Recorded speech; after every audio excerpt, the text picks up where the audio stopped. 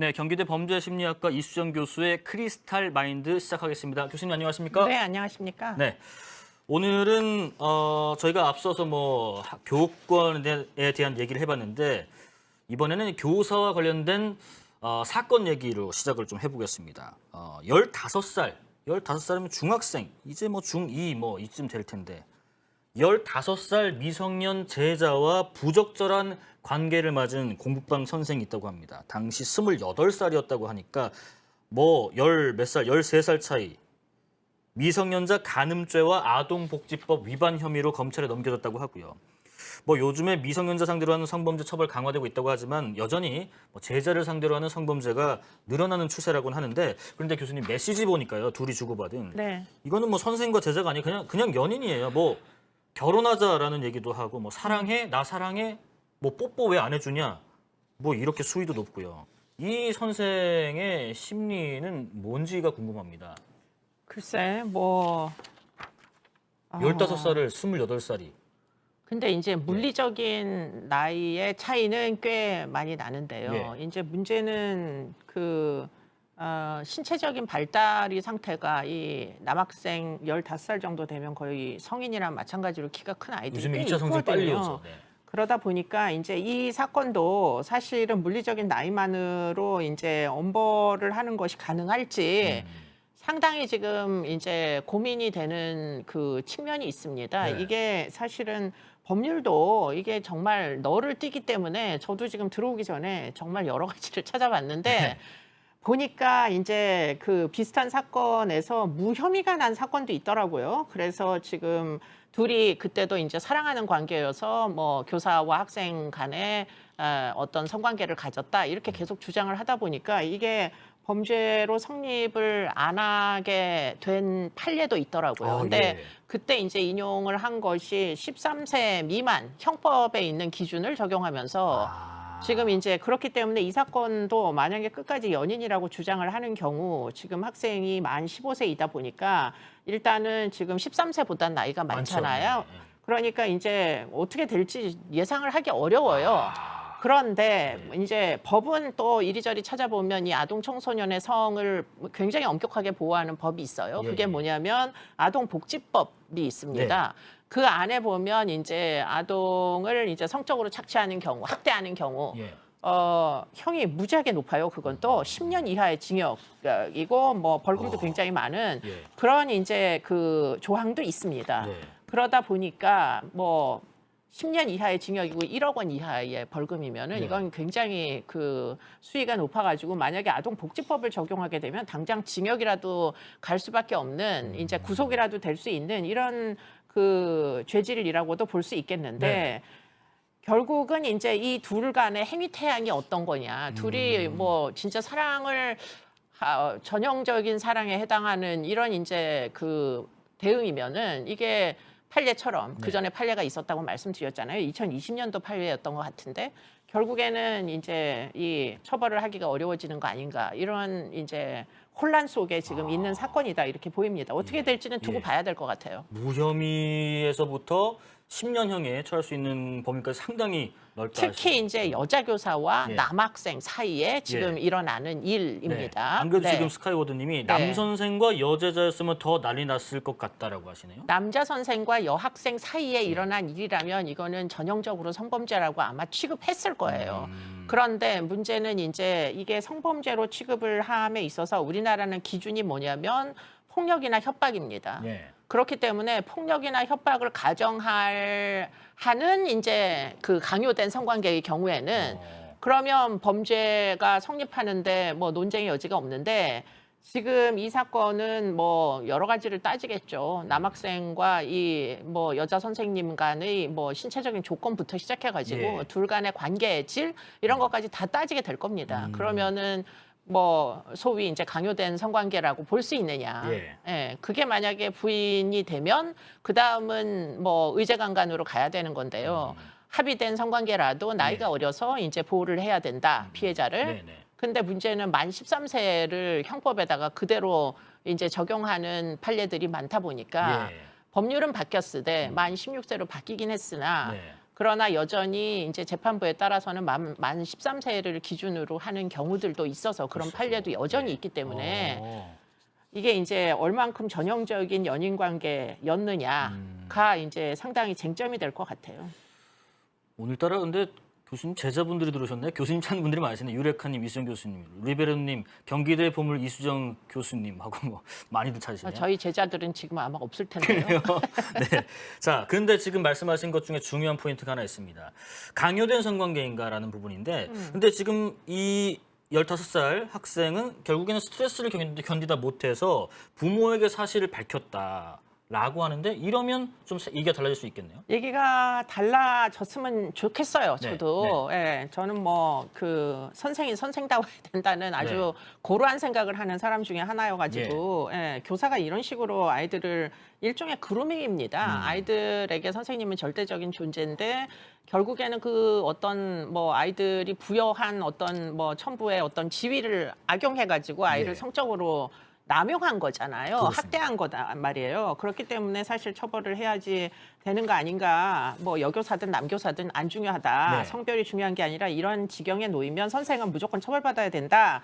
이런 생각인데 문제는 이제 아마도 논쟁이 되니까 이 선생님이 아이에게 못 만나겠다. 이렇게 얘기를 한 것 같아요. 그래서 지금 이 B군의 부모는 뭐가 이제 그 문제냐면 왜 우리 아이를 이 지경까지 만들고 필요 없으니까 헌신짝처럼 버렸느냐. 일회용 장난감도 아니고 이런 이제 호소를 지금 하고 있거든요. 네네. 이런 이제 어떤 뭐 필요하면 가져다 쓰고 필요 없으면 사람이라도 갖다 버리고 이런 어떤 성격적인 문제 이런 것들을 보통 그루밍 성범죄자들이 갖고 있습니다. 네. 동등한 인격체로 상대의 인격을 존중하기보다는 상대를 필요에 따라 가지고 성적으로 이용해 먹는 거죠. 뭐 착취한다고도 볼 수 있고요. 예. 그렇기 때문에 그루밍 성범죄자들은 일반적으로 성격 장애를 함께 갖고 있어요.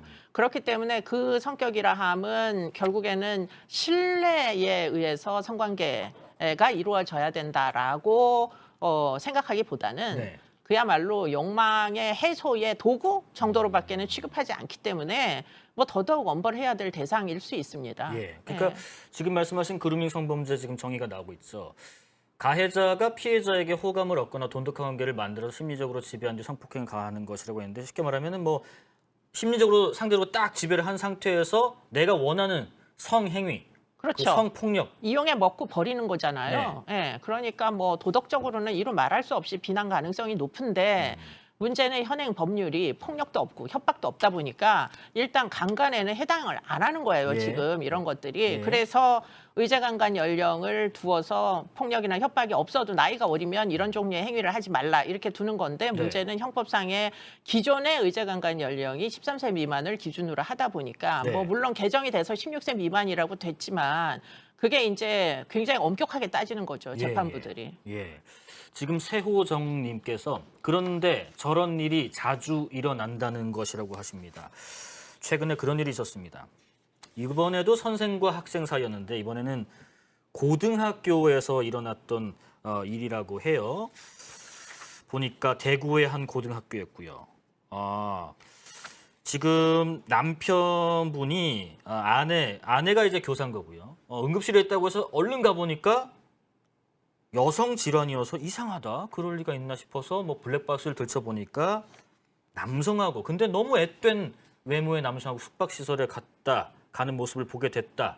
이렇게 되면서 이 선생과 제자 간에 이런 사건이 드러나게 된 상태인데 여기에 뭐 성적 조작 개입 의혹까지 겹쳐서 지금 얘기가 일파만파 커지고 있습니다.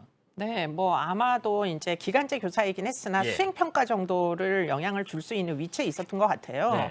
그래서 생기부에 요즘은 수행평가가 점수 비중이 꽤 되잖아요. 그렇습니다. 그래서 이제 그것을 담보로 아마도 계속 어떤 뭐 영향력을 행사를 해가지고 결국은 이제 성관계까지 간 것 같거든요. 이 사건 같은 경우에.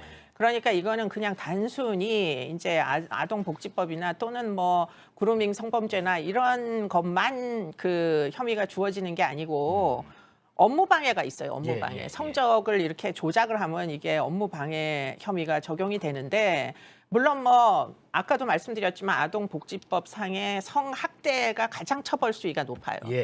그리고는 이제 뭐 엄벌하는 기준 중에 뭐 아청법도 꽤 높습니다. 아동 예. 청소년 성보호법에. 근데 이제 그것은 이제 그 연령을 고려를 하죠. 그리고는 이제 형법에 강간을 이제 기준으로 보면 지금 만 13세가 되니까 얘는 지금 고등학생이거든요. 그렇습니다. 그러니까 이렇게 되면은 지금 고등학생이라는 이유 때문에 결국 아동복지법이 적용되지 않는 이상 그건 만 18세까지 보호를 해주니까 네.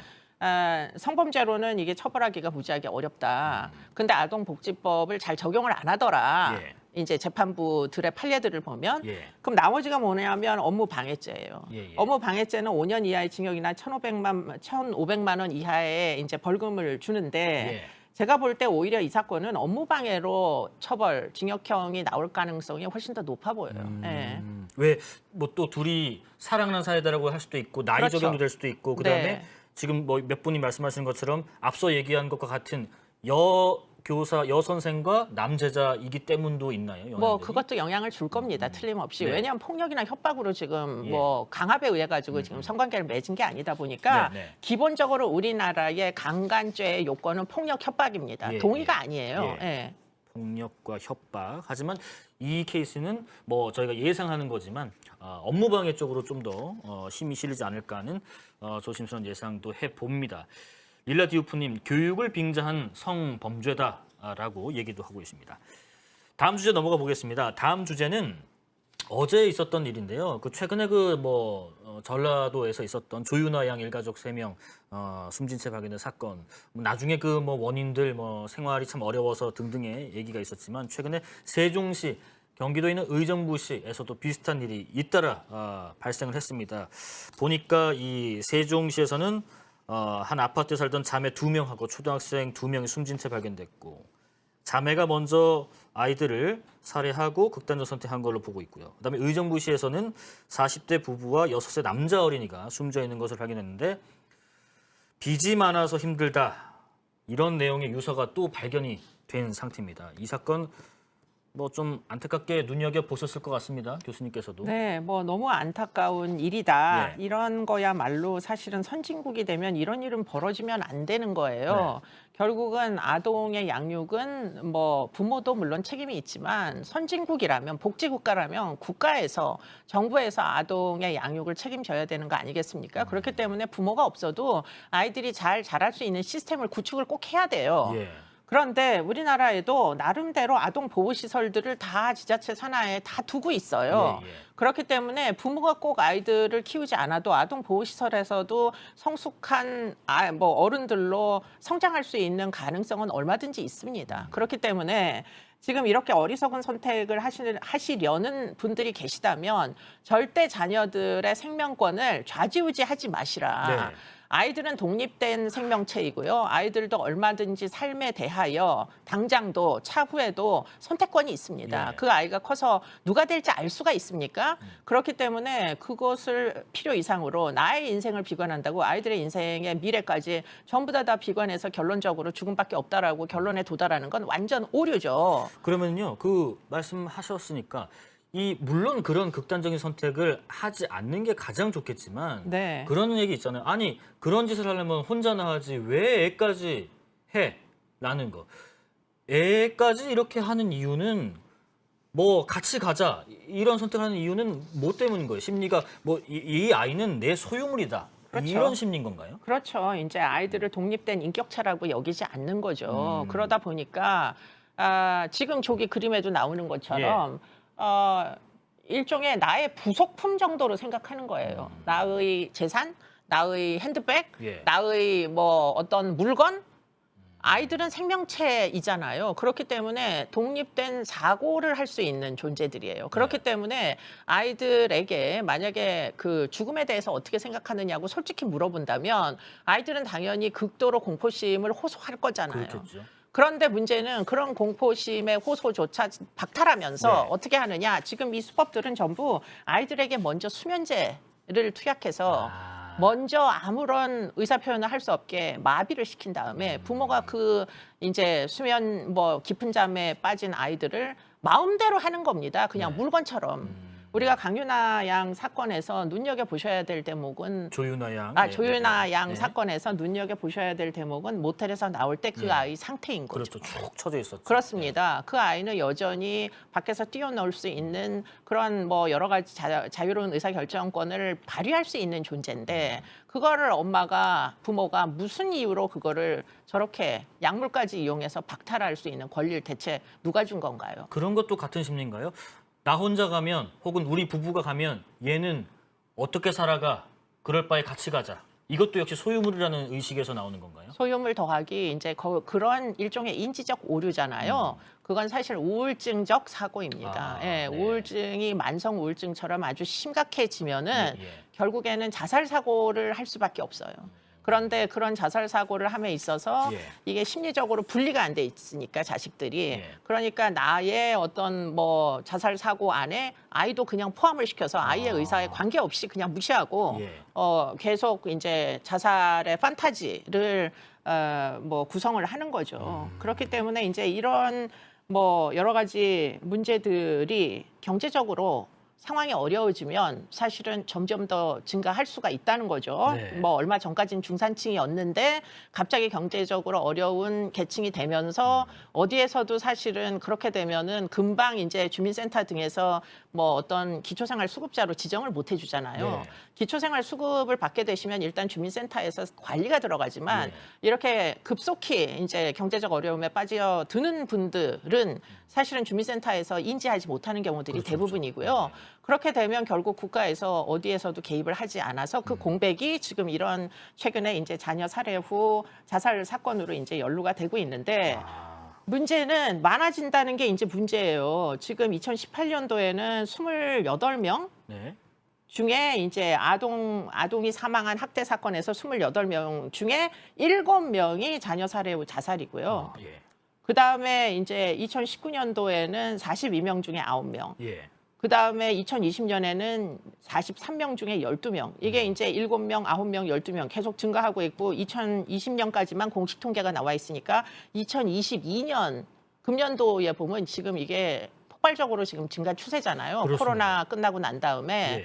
그래서 지금 아주 긴급하게 이 그 어떤 자살 관리 같은 게 좀 있어야 되고 아마 그렇기 때문에 이제 뭐 여러 가지 뭐 지금 그 부채 급속히 늘어난 그 금전적인 어려움 이런 것들을 해소해주기 위한 여러 가지 노력들을 지금 정부에서 시작을 한 걸로 보입니다. 예. 이제 뭐 생명이 이미 끝난 상태면 뭐 우리가 손쓸 방법이 없는데 이런 선택을 하다가 미수에 그친 사례가 있으면 처벌이 뒤따를 거란 말이에요. 근데 그 처벌이 약하다. 그래서 이런 일도 반복되는 거다라는 지적도 있는데 이거는 일리가 있는 건가요? 근데 이제 이게 그래서 처벌 수위를 높이면 아까도 말씀드린 대로 예. 이런 이제 자녀 살해 후 자살을 하는 사람들은 예.